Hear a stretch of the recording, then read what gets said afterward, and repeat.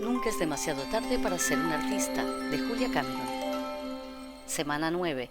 Reavivar una sensación de movimiento. A menudo nos sentimos bloqueados, no porque no sepamos qué hacer a continuación, sino porque no nos apetece hacerlo. Esta semana explorarás los siguientes pasos lógicos y cómo darlos. Si repasas tu autobiografía, es posible que identifiques un periodo de tu vida especialmente productivo. ¿A dónde te llevó? Personal, creativa, económicamente. ¿Qué impacto tuvo en tu vida actual? Recordar cómo empleaste entonces tu energía. ¿Influye en cómo quieres emplearla ahora? Tu vida actual puede ser dinámica, no tiene por qué estancarse. ¿Le encuentras más sentido a lo que haces y a cómo y a dónde lo haces? ¿Sientes que las situaciones complicadas ya no lo son tanto? Siempre hay una manera de seguir avanzando en lo que se refiere a la productividad. Redefinir la productividad. Muchos jubilados se enfrentan a un doble problema: qué hacer para sentirse productivos y cómo aprender a sentirse productivos sin trabajar. Por lo común, cuando las personas tienen una profesión o un oficio, su productividad se define en relación a las expectativas de terceros, la empresa, el jefe o el cliente. Percibimos un salario a cambio de nuestros esfuerzos por conseguir un objetivo externo fijado por otra persona. Una vez jubilados, descubrimos que necesitamos redefinir nuestra creatividad y, en algunos casos, fijarnos nuestros propios objetivos. Necesitamos preguntarnos: ¿qué tal lo estoy haciendo? Y contestar atendiendo a nuestro propio criterio. Berenice se jubiló a los 65 años después de 40 de ser profesora. Durante 4 décadas se había considerado productiva, porque cada año cumplía a rajatabla un programa académico. Ahora que estaba jubilada, sus días le parecían vacíos, hasta que aprendió a redefinir la productividad por sí misma. Le encantaba cantar, y cantar fue la primera actividad que le vino a la cabeza cuando buscó ser productiva fuera del ámbito académico. Con el invierno llegan los villancicos y Berenice se unió al coro de su parroquia. De joven había tocado el piano, ahora se apuntó a clases y dedicó las tardes a practicar. Se han terminado las navidades, pero no el invierno, canturreaba, mientras cogía papel y unas tijeras y recortaba unos bonitos copos de nieve para pegarlos en las ventanas. Lo mismo que había hecho en sus clases año tras año, y la repartía entre sus amigos. «Son preciosos, Berenice», exclamaron sus amigos, y Berenice pronto empezó a organizar veladas de invierno con sus amigos dedicadas a recortar copos de nieve y tomar chocolate caliente. Muchos llevaban años sin hacer algo así y fue muy divertido, explica con una sonrisa. Para el día de San Valentín compró cartulina roja y blondas. Sus tarjetas hechas a mano entusiasmaron a sus destinatarios. En Pascua tiñó huevos e invitó a sus amigos a hacer cestas donde ponerlos. Poco después se unió a un club de lectura. Sentía que las horas que pasaba leyendo, igual que las que dedicaba a hacer manualidades, eran productivas. Berenice era mi tía y aprendí mucho de su productividad. Las manualidades son un pasatiempo que solemos abandonar cuando nos incorporamos al mundo laboral y puede ser un excelente punto de partida en momentos en que no sabemos qué proyecto emprender. La satisfacción de empezar y terminar algo, por pequeño que sea, siempre proporciona una inyección de energía y la sensación de estar avanzando. Nada más jubilarse, Jerry se hizo el propósito de decir que sí a todas las invitaciones que le llegaran. Se notaba productivo y también más abierto de mente, cuando se apuntaba de buena gana a planes que habían hecho otros. Almuerzos, cenas, obras de teatro, conciertos, a todo iba.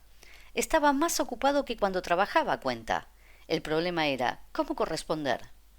Encontré una pista en mi autobiografía y la seguí, explica. Mi madre siempre hacía brownies para las grandes ocasiones. Era su manera de conectar con la gente. Era un recuerdo muy potente y supe que quería experimentarlo más a fondo. Pensé, tengo su receta, ¿por qué no hacerlos? En cuanto empecé con la masa, el olor me llenó de recuerdos. Me llegaron imágenes de lo más nítidas, cómo envolvía mi madre los brownies en papel encerado y nos lo ponía en las tarteras. La vez que nuestro gato se quedó atrapado en un árbol y mi madre horneó una tanda para los bomberos que vinieron a rescatarlo. Los regalos de Navidad y las fiestas del colegio. Jerry pasó una tarde de lo más emocional preparando brownies, luego los envolvió y se los llevó a los amigos cuyas invitaciones había aceptado recientemente, así como a otros que llevaba tiempo sin ver. Conecté con muchas personas, dice. Es una cosa muy sencilla, pero muy poderosa. Los brownies parecen decir hola, o gracias, o te he echado de menos, o te aprecio. Me sentí tan bien haciéndolo, me parecía que tenía mucho sentido y también me acercó el recuerdo de mi madre. Prepararlos me permitió entender lo que hacía ella. Ahora valoro su esfuerzo de otra manera. Este sencillo gesto de seguir la pista a un recuerdo conectó a Jerry con personas tanto de su pasado como de su presente. Antes de jubilarse, Daryl había sido director de animación y tiempo libre durante más de 30 años.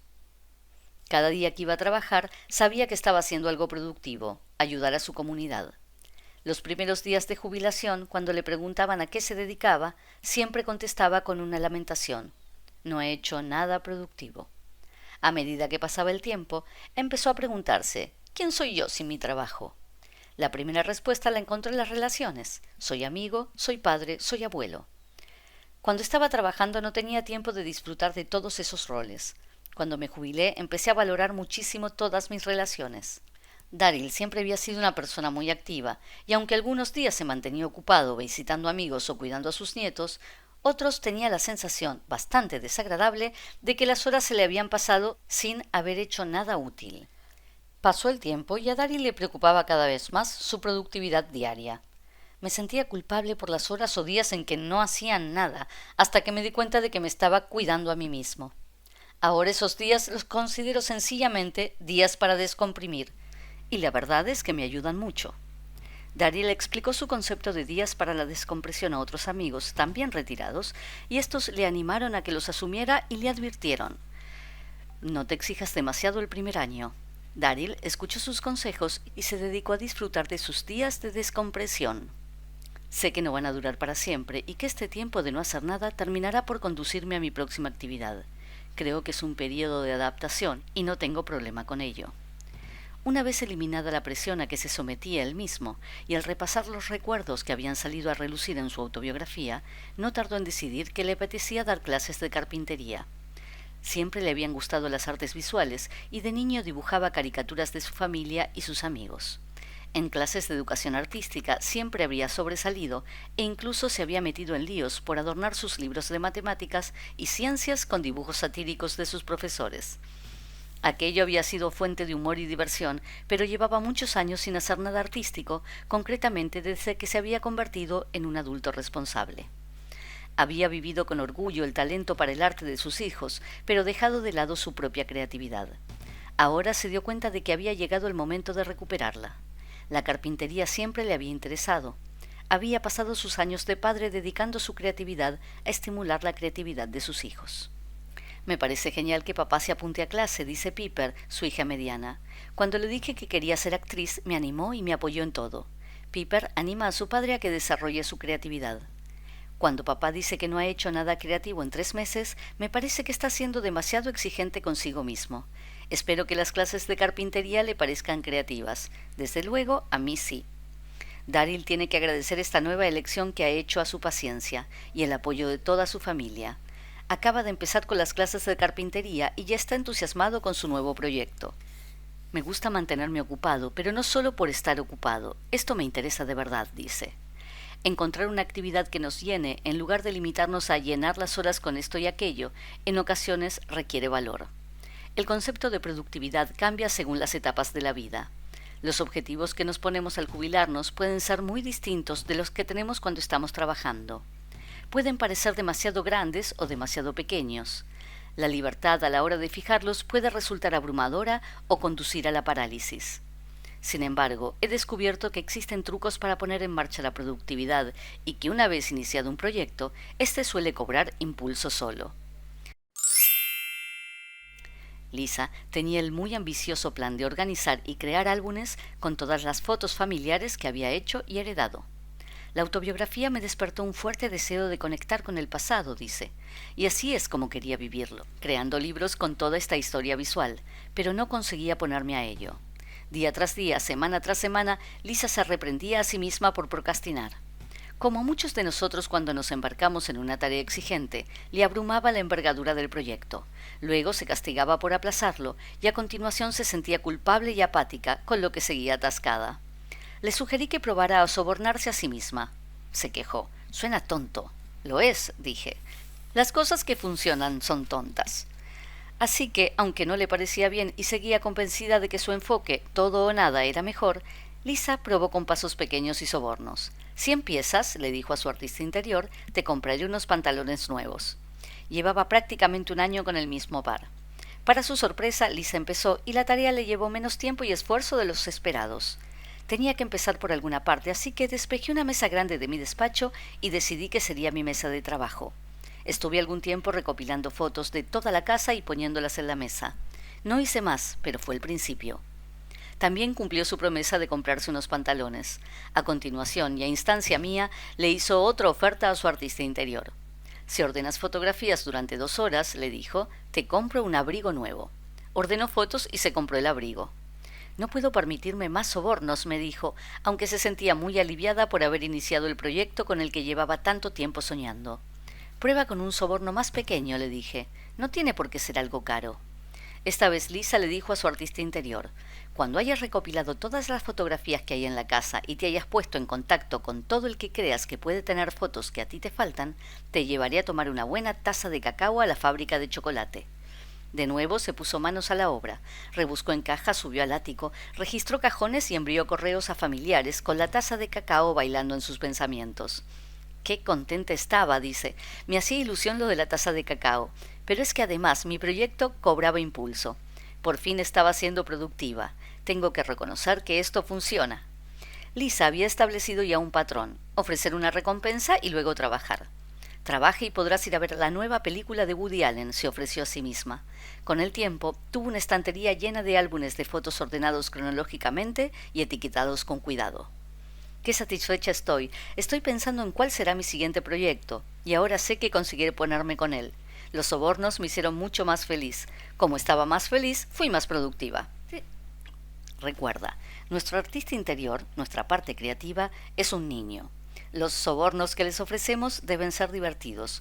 Unos pantalones nuevos, un abrigo, eran sobornos sensatos, pero festivos. La taza de cacao era una llamada a la niña interior de Lisa.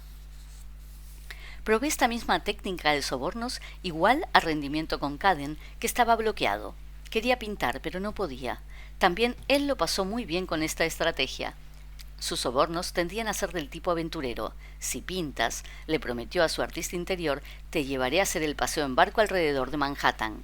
Para su deleite, empezó a pintar con regularidad, y cada vez que se bloqueaba, sabía que tenía que inventarse un soborno. Ya sea el soborno material o psicológico, lo importante es que el artista interior se siente tenido en cuenta. Para hacerle salir de su escondite, más que la exigencia, funciona la tentación, porque ésta despierta su curiosidad y, por lo tanto, sus ganas de empezar. Tarea: productividad. Contesta a las siguientes preguntas. En el pasado me sentía productivo cuando. Ahora me siento productivo cuando. Creo que me sentiría productivo si. En realidad lo que me gustaría es. Un pequeño soborno que podría hacerme empezar sería. Tarea: autobiografía semana 9. ¿Qué edad tenías? Describe las relaciones más importantes que tuviste en esos años. ¿Dónde vivías? ¿Viviste en más de un sitio? ¿En qué cosas eras productivo en esos años? Describe un olor que te devuelva a aquella época. Describe un sabor de esos años. Describe un progreso que hiciste en esos años. ¿Te sentiste bloqueado o paralizado en algún momento de ese periodo? ¿Se parece la sensación que tuviste entonces a la que tienes ahora? ¿Qué o a quiénes echas de menos de esa época de tu vida? ¿Tienes forma de conectar con esa persona o con ese sentimiento hoy? ¿Qué relación tenías con el dinero en esos años? ¿Es distinta de la que tienes hoy? ¿Qué otros recuerdos significativos conservas de entonces? Ponerse en marcha. Muchos hemos pasado años soñando con lo que queremos crear, pero soñar y hacer son cosas diferentes. Cuando soñamos con lo que queremos crear, pero no emprendemos ninguna acción, terminamos flagelándonos por nuestra desidia. Pero en realidad, la desidia no es lo que nos frena. Debemos llamar las cosas por su verdadero nombre. Lo que nos frena es el miedo. Pero la incapacidad de empezar no es un defecto de carácter incorregible que nos vuelve inútiles, sino un rasgo típicamente humano que hay que tratar con amabilidad y cariño. Para dar el primer paso hacia superar el dolor de sentirnos bloqueados, podemos pedir orientación. A mí me gusta preguntar por escrito, ¿qué tengo que hacer? Y para mi sorpresa siempre oigo una respuesta y siempre es pequeña y factible. Dar ese pasito me saca de la inmovilidad y me pone en marcha. Es cierto que dar un paso nos hace querer dar otro y luego otro. Cuando actuamos, mejora nuestra autoestima. Valoramos nuestras acciones y nos valoramos a nosotros mismos por haber emprendido esas acciones. Sentimos nuestro poder. nos sentimos guiados y protegidos. A medida que actuamos para hacer realidad nuestros sueños, aumenta nuestra fortaleza y nuestro valor. La primera pincelada lleva a la siguiente. La primera palabra lleva a la segunda. Nuestra capacidad de crear está ligada a nuestra capacidad para tener fe y el optimismo necesarios para empezar algo. Y nuestra fe y nuestro optimismo crecen con cada acción positiva que emprendemos, por pequeña que sea. Bonnie había sido redactora publicitaria. Su pasión secreta eran las novelas románticas. Las devoraba en el tren que cogía diariamente para ir y volver al trabajo. Soñaba con escribir una y tenía muy claro cómo empezaría, pero nunca se ponía manos a la obra. Llegó la jubilación y con ella muchas horas libres. Se dio cuenta de que ya no tenía excusas para no escribir. Entonces fue haciendo las páginas matutinas y cuando llevaba unas semanas, un personaje le vino a la cabeza. «¿Qué debo hacer?», me preguntó por teléfono. «Deberías escribir», le contesté. «Sigue haciendo las páginas matutinas como hasta ahora y escribe a otra hora del día». He visto nacer muchas ideas de las páginas matutinas. El secreto está en recordar que las páginas ayudan a estas ideas nuevas a entrar en el mundo. Así que por tentador que resulte abandonarlas porque decides que ya han cumplido su cometido, no lo hagas. Seguirán apoyándote y guiándote a medida que creas. Bonnie empezó a escribir sospechando que aquella era la novela que tanto tiempo había esperado y luego se dio cuenta de que así era. No tuve noticias de ella hasta que me llamó un día para preguntarme: «¿Y ahora qué hago? He terminado». «Me encantaría leerla», contesté. «Mientras tanto, ha llegado el momento de empezar con la novela número 2. Emprender una acción y luego otra es la clave de progresar. Es fácil olvidar algo tan sencillo porque cuando estamos trabajando en un proyecto, ese proyecto está en marcha, está vivo, nos corresponde alimentarlo y cuidarlo». Antes de jubilarse, Judith era contable. Cuando tenía los días llenos de clientes y sus problemas, pensaba con ilusión en la jubilación y en el tiempo libre que tendría para trabajar en sus proyectos. Pero el tiempo libre no le trajo lo que había imaginado. En lugar de trabajar afanosa y productivamente en los proyectos que tenía planeados, estaba atascada. La jubilación se había convertido en licencia para procrastinar. Tenía un proyecto para remodelar su cocina que había bosquejado durante sus atareados años laborales. Ahora no conseguía reunir la energía suficiente para ponerlo en marcha. Tanto procrastinar le llevaba a despreciarse a sí misma. «¿Por qué no soy capaz de empezar?», se preguntaba, y se pasaba los días reflexionando sobre las posibles causas de su falta de resolución en lugar de trabajar en el proyecto. «¿Qué tal va lo de la cocina?», se convirtió en una pregunta que los amigos de Judith aprendieron a no hacer.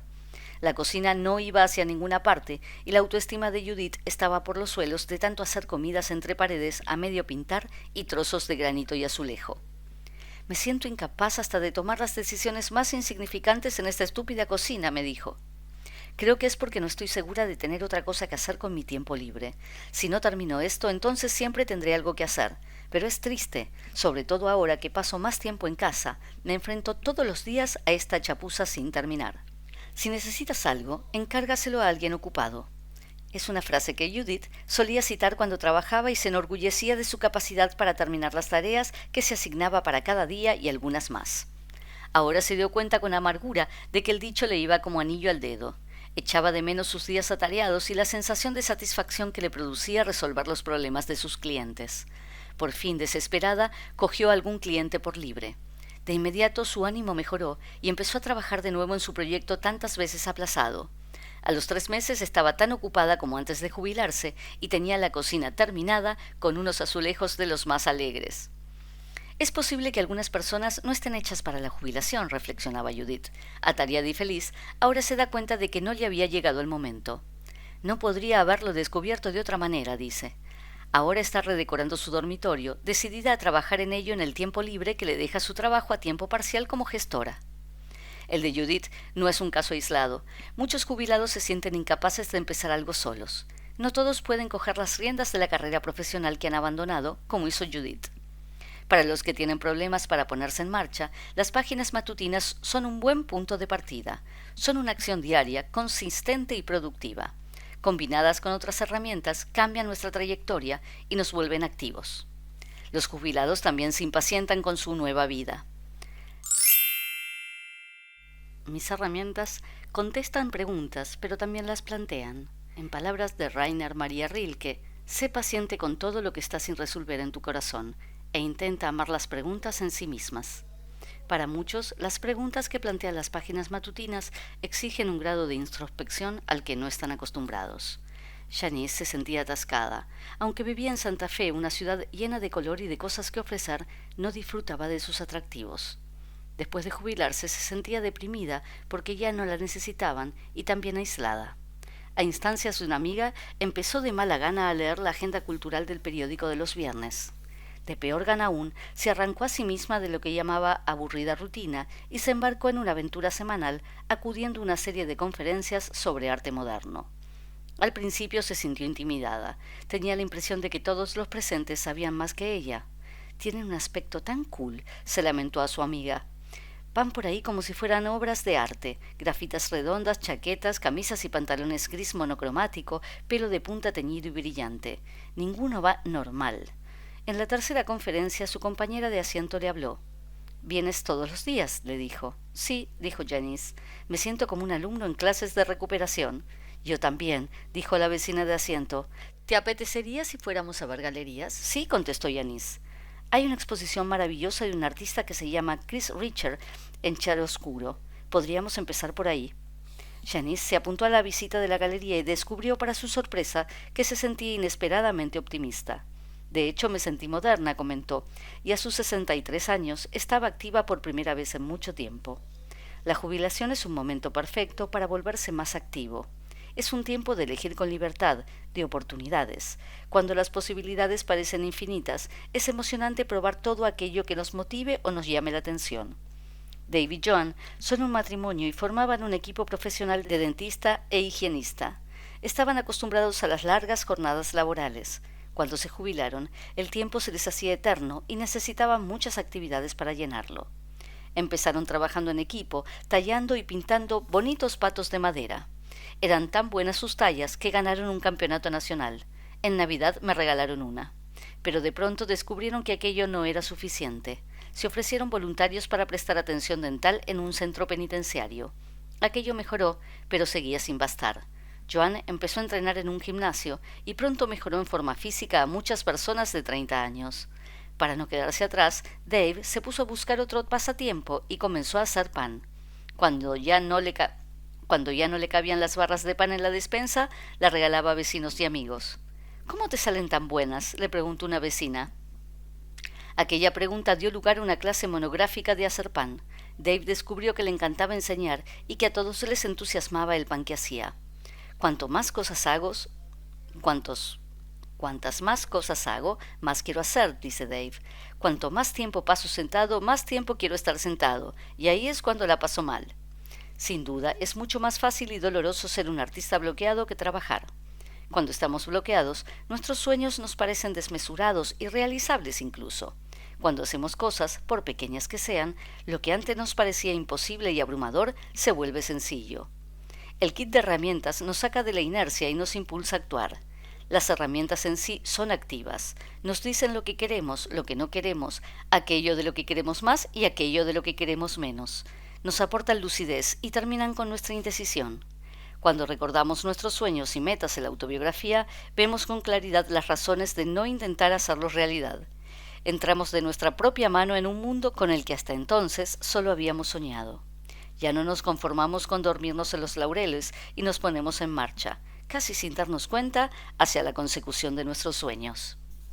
Tarea: ponerse en marcha. Enumera 5 grandes sueños, por ejemplo, escribir una novela, viajar por el mundo, encargar una ampliación para tu casa, pintar un autorretrato, aprender a tocar la batería. Ahora escribe pequeñas acciones que podrías emprender enfocadas a esos sueños, por ejemplo, hacer una lista de posibles temas, ir a una agencia de viajes, comprar revistas de arquitectura y decoración, hacer un boceto rápido de ti mismo, tocar el bongó. Cuanto más pequeña sea la acción, mejor. Los pasitos siguen siendo pasos. Asuntos de dinero. El dinero es algo que todos tenemos que sopesar y tener en cuenta cuando abandonamos la vida laboral. Esta nueva fase económica puede requerir cierta adaptación. Tengo dinero suficiente, nos recordamos a nosotros mismos, pero ¿y si vivo hasta los 101 años? ¿Y si la inflación alcanza máximos históricos? Es comprensible que tengamos sensación de inestabilidad, aunque nuestras finanzas sean estables. En el momento de jubilarnos, ayuda a decidir cómo queremos gastar nuestro dinero. Si lo gastamos de acuerdo a nuestros verdaderos valores, nos sentiremos prósperos. Si actuamos de acuerdo a lo que de verdad nos conviene, a menudo nos encontraremos con una inyección económica adicional. Es verdad que tenemos suficiente. Podemos florecer, prosperar y sentir abundancia. Y es que la prosperidad es un estado espiritual. Cuanto más fieles seamos a nosotros mismos, más prosperamos. Pocas cosas hay más agobiantes que la ambigüedad. Tener claras nuestras finanzas nos fortalece. Algunos hemos trabajado duro en nuestra profesión sin disfrutar gran cosa de ella salvo la nómina mensual. Ahora que nos hemos jubilado, podemos hacer trabajos por diversión que nos permitan desarrollar nuestra creatividad. Y en ocasiones esos trabajos que hacemos por diversión vienen con un sueldo. Esto lo podemos aceptar con gratitud, incluso con deleite. A Jill le encantaban los animales. Es de esas personas que se paran por la calle a acariciar a los perros. Se sabe los nombres de todas las mascotas de su edificio. Jubilada, después de 20 años de secretaria en un bufete, dedica parte de su tiempo libre a una organización que rescata animales. 3 tardes a la semana cuida a cachorros y gatitos que de otra forma estarían desamparados. Tengo que hacer un verdadero esfuerzo por no llevármelos a todos a casa, dice riendo. Vivo en un apartamento de un dormitorio donde solo cabemos un cachorro, un gatito al que no pude resistirme y yo. El perro se llama Harry. Por el pelo tan esponjoso creo que tiene mezcla de Spitz enano. La gata es himalaya, mitad persa, mitad siamesa. Se llama Meow, porque habla mucho pero siempre dice lo mismo, Meow. Mis amigos me dicen que les encantaría ser mis mascotas por lo bien que las trato. Las veladas las paso en casa, cómodamente instalada con mis animales. Harry sabe hacer 5 números circenses. A Meow no le interesa que le eduquen ni le enseñen a hacer cosas. Tengo una vida muy plena gracias a estas criaturas. Cuando Jill trabajaba, pasaba todos los días delante de una tienda de aves exóticas. El otro día entré y me enamoré de un loro gris. Me encantaría llevármelo a casa, pero sería un caos. Así que tengo que conformarme con visitas breves y me da pavor el día que alguien se enamore de ese pájaro. Lo llamo Spalding, por el gran monologuista Spalding Gray. Jill iba tanto a la tienda que el dueño de esta le preguntó si quería trabajar allí. Al principio pensé, pues claro que no, estoy jubilada. Pero después de pensarlo unos días, me di cuenta de que podía trabajar 2 días a la semana. Cuando el dueño me dijo que eso era precisamente lo que buscaba, me lo tomé como una señal. A Jill le divierte que le paguen dinero por jugar, tal y como le explica ella, pero su mayor diversión es pasar tiempo con los pájaros. Cuando pienso que soy una empleada en una tienda de pájaros, me quedo asombrada. En todos los años que trabajé en el bufete nunca me pregunté, ¿qué me gusta? Ahora que me he jubilado, resulta que trabajo en lo que me gusta y además me pagan. ¿Cómo no se me ocurrió antes? Cada talón que recibo es un regalo, y Spalding está estupendamente. A veces, los profesionales jubilados tienen la sensación de que si un trabajo es demasiado fácil, no están desarrollando todo su potencial o de alguna manera están vendiéndose barato. Pero preguntarse si algo es demasiado fácil es un error de base. Artistas de todo signo y condición tienden a equiparar facilidad al trabajar con venderse barato. Lo cierto es que hay que revertir la fórmula. Cuando nos embarcamos en nuevas ideas, debemos aprender a equiparar facilidad con virtud y dificultad con venderse barato. Hank ha sido agente inmobiliario. Al jubilarse se puso a hacer algo que siempre había considerado un pasatiempo, soplar vidrio. Cuando trabajaba, dedicaba todas sus vacaciones y su tiempo libre a estudiar y perfeccionar su técnica. Ahora, convertido en soplador a tiempo completo, se resiste a cobrar por su trabajo, aunque tiene ofertas de compra. Hank se defiende diciendo que no necesita el dinero. ¿Por qué voy a cobrar nada? Puedo permitirme hacer esto como pasatiempo. Al final es Hank quien debe decidir si saca su obra al mercado de artesanía en vidrio, pero haría bien en apreciar sus esfuerzos por lo que de verdad valen. Si no asignamos un valor económico a nuestro trabajo, corremos el riesgo de no valorarnos a nosotros mismos. Con esto no digo que no podamos donar nuestro talento como mejor nos parezca, pero es importante buscar el equilibrio entre lo que damos y lo que recibimos. Que algo nos resulte divertido y fácil no quiere decir que no tenga valor. Los jubilados a menudo deben vivir con un presupuesto más ajustado que cuando trabajan y su mentalidad de gasto tiene que cambiar. ¿Qué es lo verdaderamente importante? ¿Cómo decidimos dónde recortar? Se puede gastar por placer, pero también con prudencia. Conseguirlo es fácil con una herramienta que llamo contar. Contar es una herramienta que he usado muchas veces ya. Consiste precisamente en eso, en contar cada céntimo que ganamos y que gastamos. Es una herramienta informativa, no evaluativa. Nos permite ver que, por ejemplo, somos frugales a la hora de hacer las compras, pero gastamos diariamente más de la cuenta en cafés caros y llenos de calorías. Puede que gastemos demasiado en los demás y poco en nosotros mismos, colmando a nuestros amigos de regalos y usando siempre los mismos zapatos. Quizá nos parezca que el teatro es demasiado caro, pero a la hora de la verdad gastamos en taxis mucho más de lo que cuesta una entrada. Si contamos, descubriremos a dónde va nuestro dinero. Ver nuestros gastos por escrito nos permite comprender lo que de verdad nos importa. Aprendemos qué es lo que queremos cambiar. Si identificamos nuestros verdaderos valores y en consecuencia gastamos y ganamos de acuerdo a ellos, el dinero dejará de resultarnos tan misterioso. Al concedernos la dignidad de las cosas claras, llevaremos una existencia más digna. Tarea: contar. Prueba a contar durante una semana. Quizá descubras que quieres seguir haciéndolo. Contar es fácil. Apunta cada céntimo que ganas y cada céntimo que gastas.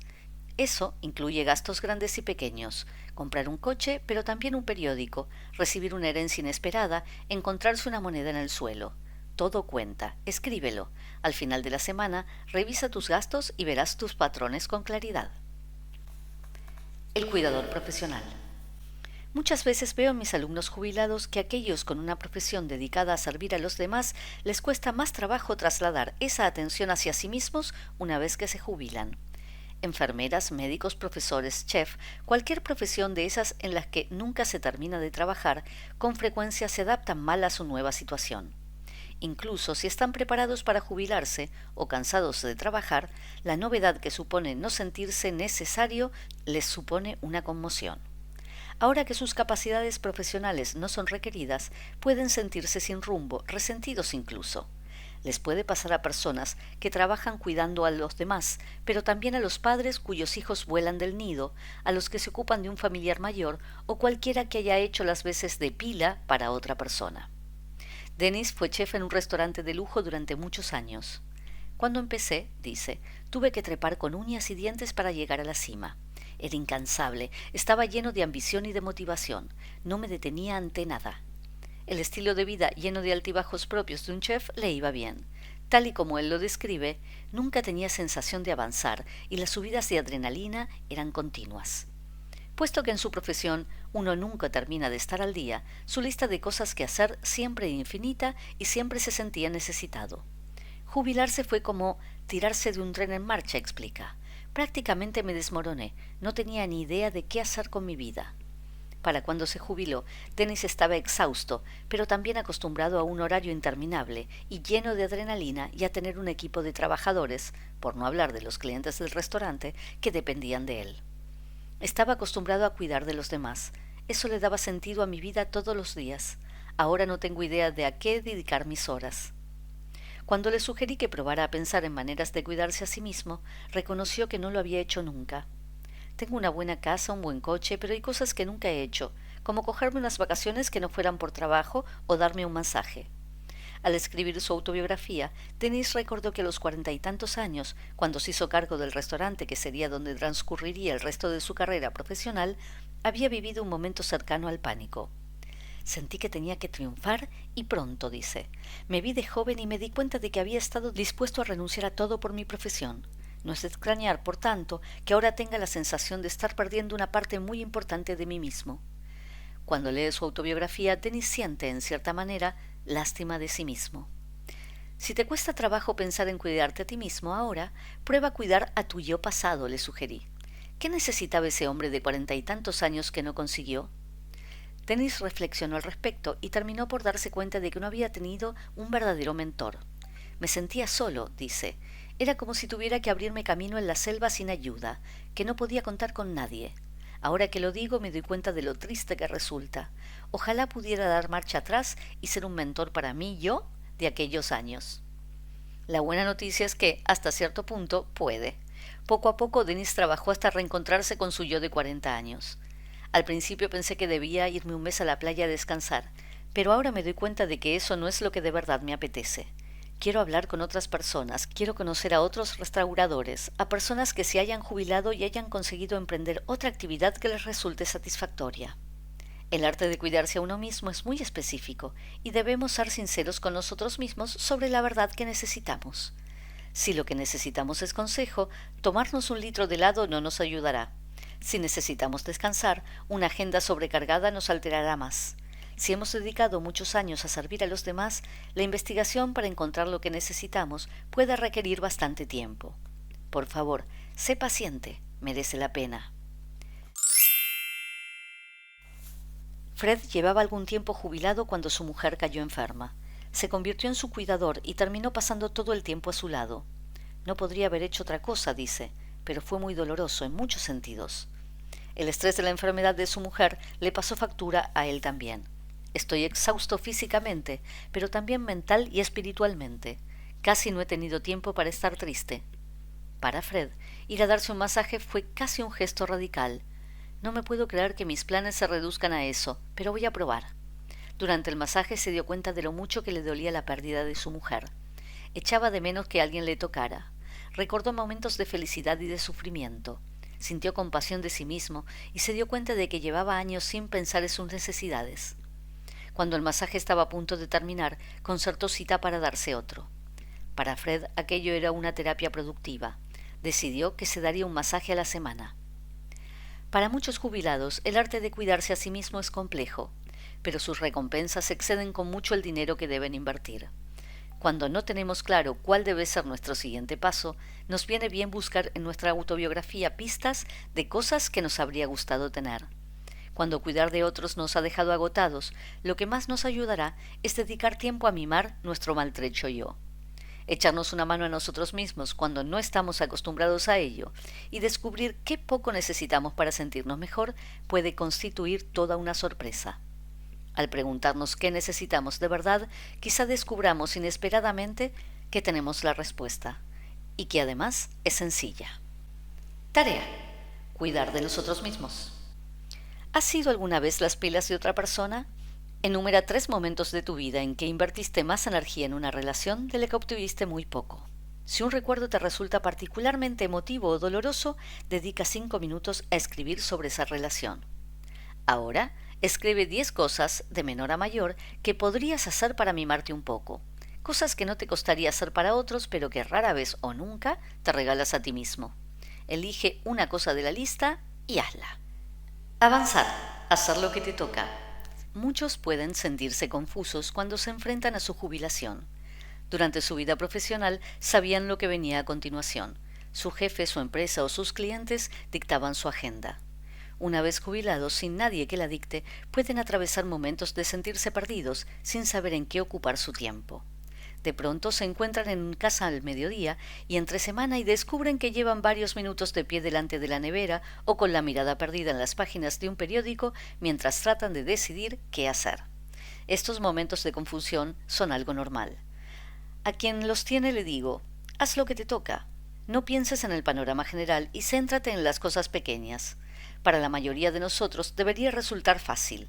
Lo que toca puede ser algo muy sencillo: hacer la cama, lavar los platos, sacar la basura. Cada pequeño paso dicta el siguiente y así sucesivamente. Por ejemplo, hacer la cama conduce a colgar la ropa, o si se requiere colgar la ropa conduce a hacer la cama. Por insignificantes o simples que puedan parecer estas acciones, un cuerpo en movimiento sigue en movimiento, e incluso la acción más pequeña, sacar la basura o darse una ducha, conduce inevitablemente a otra. Si pensamos en Dios como LDC, la dirección correcta, es fácil ver cómo hacer lo que toca es una especie de puesta en orden espiritual. Lo que toca puede ser algo físico, como dar una vuelta a la manzana para despejarse, apilar la leña de forma ordenada junto a la casa o jugar con el perro. Puede ser emocional: llamar a un pariente o a un amigo, escribir en la autobiografía sobre un recuerdo especialmente intenso, gritar con una almohada puesta en la cara para que no nos oigan. Puede ser espiritual: oír música o leer un libro que nos inspire. El truco está en salir del estancamiento de la forma que se nos ocurra. A mí, limpiar u ordenar me resulta de gran ayuda para avanzar. Si consideramos la limpieza una virtud, entonces limpiar y ordenar nuestro entorno nos sitúa en la dirección correcta. Muchos alumnos me comentan que mientras hacen limpieza les vienen ideas sobre lo que les toca, en distintas facetas de la vida. A mí, fregar los platos siempre me ayuda con los argumentos de mis obras de teatro. Algo que nunca es una mala idea son las citas con el artista. Resulta fácil saltárselas, pero las citas con el artista son siempre satisfactorias y constituyen una elección excelente cuando se trata de avanzar. Cuando me siento atascado o no estoy segura de qué debo hacer a continuación, una visita rápida al Museo Georgia O'Keeffe, en el centro de la ciudad, me transporta a un estado de serenidad y lucidez. Vuelvo llena de energía y lista para emprender un proyecto nuevo. Un alumno mío, Joseph, sufría haciendo las páginas matutinas porque cada vez que escribía le entraba el pánico. No hay razón para ello, decía, pero me pongo muy nervioso. Creo que tiene que ver con el hecho de que no sé hacia dónde quiero ir. Casi no tengo ganas de escribir porque pensar en ello me resulta demasiado doloroso. Le pedí que pensara en una cosa que podía hacer, por pequeña que fuera. Bueno, podría ir a hacer la compra, dijo. Perfecto, le animé encantada. ¿Por qué te alegra tanto que vaya a hacer la compra?, me preguntó suspicaz. Porque es una buena idea y te conducirá a otra, le dije. Llámame luego para contarme que lo has hecho. Cuando me llamó estaba considerablemente más animado. Había ido al supermercado y comprado cosas que necesitaba y otras solo porque le habían apetecido. Al salir se había dado cuenta de que estaba cerca del banco y se había pasado a solucionar unas cosas que tenía pendientes. De vuelta a casa, de pronto se encontró con fuerzas para revisar el correo que había ido acumulando sin abrir. Encontró una carta de un amigo del que no tenía noticias desde hacía mucho tiempo. Ahora se sentía más útil, pero su casa le daba sensación de soledad y no sabía muy bien cómo mitigarla. Se le hacía demasiado grande. Llenar la nevera era una cosa, pero... Haz lo que toca, se recordó, y vio con claridad que tenía que mandarle una nota al amigo que le había escrito. No tenía que ser muy larga. Solo, hola, me acabo de jubilar y estoy tratando de decidir qué hacer. Se me ocurrió escribirte porque me ha encantado que me escribas tú. Una vez escrita la nota, había que ir a correos. Allí compró un pliego de sellos y usó el primero para la nota a su amigo. De vuelta a casa se paró en una gasolinera nueva, donde el galón de gasolina costaba 30 céntimos menos de lo que pagaba normalmente. Al limpiar el parabrisas, mientras le llenaban el depósito, se dio cuenta de que tenía el coche muy sucio. Así que condujo 1 kilómetro hasta el lavado automático. Metió el coche en el circuito y se preparó a disfrutar de la cascada de agua jabonosa. Lavar el coche le llevó menos de 10 minutos y aspirarlo por dentro otros 10. Volvió a casa sintiéndose bien. Hacer lo que le tocaba le había resultado reconfortante y productivo. Cuando me contó la historia le dije, por lo que me dices, has tenido un día de lo más productivo, Joseph. Sí, y tengo que admitir que también ha sido esclarecedor. Una vez salí de mi parálisis, me resultó muy fácil lo de hacer una cosa a la vez y luego otra. Para serte sincero, saber que tenía que llamarte y contarte que había hecho la compra fue lo que me hizo salir de casa. No hay que subestimar la efectividad del truco de la llamada sándwich, es decir, llamar a un amigo, contarle que vas a hacer una cosa y volver a llamarle cuando la has hecho. A los que piensan que reclutar a un amigo para que nos ayude a movernos puede sonar ridículo, les diría que es más doloroso quedarse atascado que coger el teléfono. ¿Y a quién no le ha pasado? Si elegimos bien al amigo, podemos estar seguros de que nos comprenderá, e incluso es posible que nos llame cuando necesite a alguien que le ayude a cumplir su propia agenda. Ya sea para ayudarnos a nosotros mismos a decidir qué hacer a continuación o para ayudar a alguien, resulta útil formularse la pregunta: ¿qué cosas sin importancia llevas retrasando? En el caso de Paco era sacarse el carnet de la biblioteca. Pero eso no cuenta, ¿no?, me preguntó. ¿No es demasiado pequeño? Para nada, en absoluto. Ve a hacértelo, le premié. Está bien, gruñó Paco. La siguiente vez que hablé con él presumió: me he sacado el carnet. Y resulta que nuestra biblioteca está bastante bien. ¿Y entonces, ahora qué, Paco?, le pregunté. Hay una exposición de fotografía en un café. Ve, le urgí. Cuando volvimos a hablar, me contó orgulloso. Conocí al fotógrafo. Mañana voy a su estudio a ver más obras. Igual compro una. Paco estaba descubriendo el arte de la exploración sin prisas. Estaba comprobando que una vez que salía de su inercia, no le resultaba difícil llenar sus días. Hacer lo que toca puede resultar casi mágico una vez se inicia el ciclo del movimiento. No dediques demasiado tiempo a pensar en lo que toca. Será algo pequeño, algo sencillo, algo que estimula la imaginación. Tarea: haz lo que toca. Pista: lo que toca es algo diminuto, nada amenazador, y lo tienes delante. Hazlo. Registro semanal. ¿Cuántos días has escrito tus páginas semanales? ¿Qué tal fue la experiencia?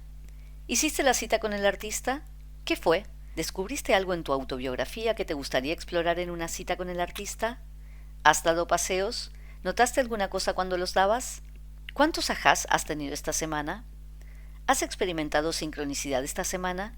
¿En qué consistió? ¿Te hizo sentir humilde, guiado en cierto modo por un poder superior? ¿Qué descubriste en tu autobiografía que te gustaría explorar con mayor profundidad? ¿Cómo te gustaría hacerlo? Como siempre, si tienes un recuerdo especialmente significativo al que necesitas dedicar más tiempo, pero no estás seguro de qué pasos dar, no te preocupes, sigue avanzando.